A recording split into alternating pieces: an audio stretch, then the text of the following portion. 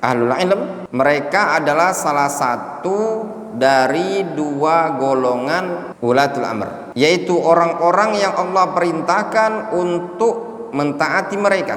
Pada firman Allah Subhanahu wa taala, "Ya ayyuhalladzina amanu athi'ullaha wa athi'ur rasul wa ulil amri minkum." Allah Subhanahu wa taala berfirman di dalam Al-Qur'anul Karim, "Wahai orang-orang yang beriman, taatilah Allah dan taatilah Rasul serta ulil amri minkum, serta taatilah pemimpin ulil amr di antara kalian." Sesungguhnya makna dari wulatul umur di sini, taatilah ulil amr, ulil amri itu mencakup ulil amri dari kalangan umara dan hukam, serta mencakup ulil amri dari kalangan ulama dan para penuntut ilmu.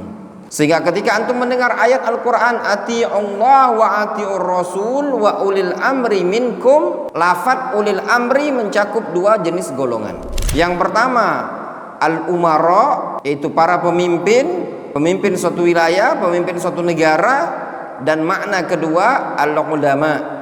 Sehingga tatkala seseorang mentaati para ulama, dia digolongkan mentaati ulil amr, digolongkan bagian dari menjalankan perintah Allah Subhanahu wa taala. Sehingga taat kepada para ulama merupakan bagian dari bentuk taat kepada perintah Allah Subhanahu wa taala, atau bagian dari menjalankan perintah Allah Subhanahu wa taala. Sehingga antum tatkala mentaati gurunya antum sebagai orang yang berilmu, yang mengajari antum ilmu, itu merupakan konsekuensi dari firman Allah Subhanahu wa taala, ati'ullah wa ati'ur rasul wa ulil amri minkum.